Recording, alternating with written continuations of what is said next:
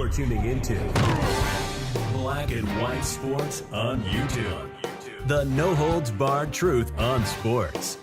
The main event starts now. All right, Black and White Sports supporters, we're going to talk about Indianapolis Colts owner Jim Irsay because, well, we got a pretty shocking report that's come out on something that happened to him back in December when the cops arrived wherever he was and found him completely unresponsive, and it looks like the owner of the Colts suffered an overdose. He's had his troubles on and off over the years, no doubt about it. I believe he's been to rehab 15 times for various reasons, but alcohol and pain pills seems to be his biggest vice here. I know that he kind of gets the fuzzy eyeball from the other NFL owners at NFL meetings. And let's just say he's not exactly Robert Kraft or Stan Kroenke or Jerry Jones in the eyes of the league as an owner. So take that for what it's worth, I guess. This is TMZ, and this dropped early this morning. Colts owner Jim Irsay was found blue and unresponsive in December. OD suspected, cops say. Jim Irsay was found laying in his bed unresponsive, cold to the touch, and grasping for air during a suspected overdose in December, according to police in Indiana. Carmel Police Department documents obtained by TMZ Sports show cops were dispatched to Irsay's Carmel residence on December 8th at around 4:30 a.m. after someone said they had found the Indianapolis Colts owner unconscious on a bathroom floor with blue skin tone.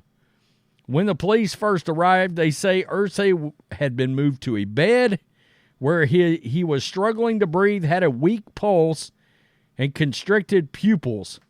Police say in the documents an attempt to wake him with a sternum rub was unsuccessful.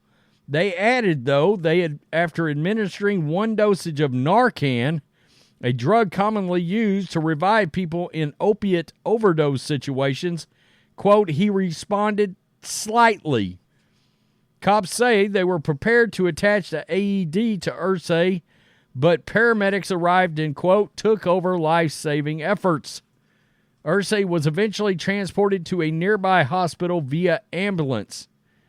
Officers noted in the documents that a caretaker provided them with a list of medications Irsay had been taking, though they wrote in the report, quote, at this time it is unknown what Mr. Irsay had ingested prior to his arrival. They classified the incident in documents as both, quote, an overdose and an overdose/poisoning. Are we going to find out that fentanyl was involved here? I'm just speculating out loud, but that seems pretty like maybe it might be a reasonable speculation. Irsay had not been seen around his Colts team in weeks following the incident. Now, it's going to talk about something I almost made a video about, but nobody exactly knew what was going on or what was wrong with him, so I ultimately did not. And on January 9th, the team announced he had been dealing with, quote, a severe respiratory illness. The Colts explained in a statement that he would miss a scheduled appearance in Los Angeles with his Jim Irsay band while receiving treatment for their ailment. Believe it or not, before I hit record on this video, I listened to a couple of his performances. He's pretty good. The band's actually pretty good. Quote, he is receiving excellent care and looks forward to returning to the stage as soon as possible, Colt said. We'll have no additional information at this time, and we ask that you respect the privacy of Jim and his family as he recovers. We do not know if Irsay's recent hospitalization is related to the December incident at his home. Irsay, who's been the owner of the Colts since 1997, said in an interview with Andrea Kramer, back in November, he's battled addiction to alcohol and pain pills during his life, requiring at least 15 trips to rehab. Wow. He also told Kramer he previously suffered an overdose after, quote, he was trying to detox himself. Wow.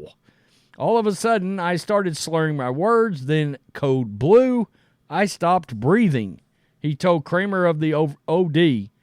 And they revived me, and the doctor goes, Jim, you're one lucky man because I signed virtually the death certificate.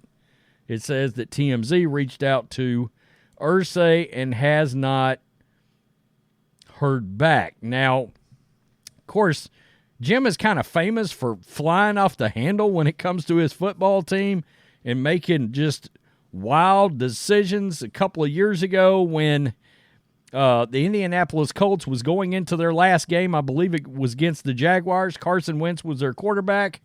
They were coming into that game, and all they had to do was win, and they were going to be in the playoffs. And Carson Wentz had his worst game of the year, and the Colts lost the game, and Jim Irsay lost his mind, lost his temper over the loss, and told Chris Ballard and Frank Reich to get Carson Wentz the hell out of there. And Ballard and Frank Reich, they both intended to bring Carson Wentz back as their starting quarterback. It wasn't even a thought for them that they were going to get rid of him because he threw 27 touchdowns and 7 interceptions. He fully bounced back as a viable starting quarterback in the NFL. Look, you don't go 27-7 and not be a viable starting quarterback with a 95 rating. Yeah, you're going to come back and play the next year starting for that team. Irsay lost his temper, and that's why Carson Wentz was not back on the team, and, of course, flew into this downward spiral, and when you go to the Commanders, it's where careers go to die. So, in a lot of reasons, Jim Irsay and Carson Wentz are tied there together, and it was because Irsay had lost his temper. And ultimately, long term, Frank Reich lost his job, and then, it's all history. He goes to a horrible owner in David Tepper, and doesn't draft the quarterback he wants, and he gets fired. So good luck to any coach that decides to take that job. Nonetheless, you got Anthony Richardson, and it was a temper tantrum from Irsay, supposedly, that caused all of that fallout. A lot of people don't know what that was tied to exactly, like what the thought process or the mindset was at the time that happened. But yeah, he has famously been known to tie one off very hard. And I did not see this interview. I did not know he had been to rehab 15 times. But this is pretty wild. It sounds like he came very close to not being here anymore if they had to revive him again. Did he take something that he thought was something and it was laced with something else? Fentanyl? Was fentanyl involved here? We don't know.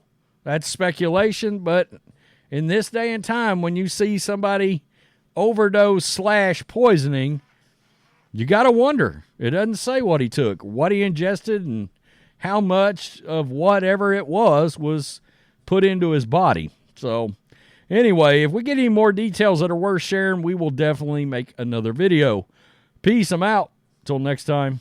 Thanks for watching the show. Be sure to like, comment, and subscribe. Be sure to tune in next time on Black and White Sports.